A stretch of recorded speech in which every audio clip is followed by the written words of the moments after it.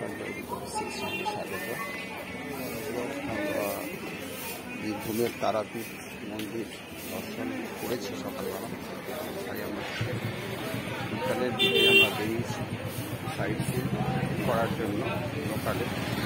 সেখানে কয়েকটা মন্দির ভারত দর্শন সঙ্গে যেমন আরও কয়েকটা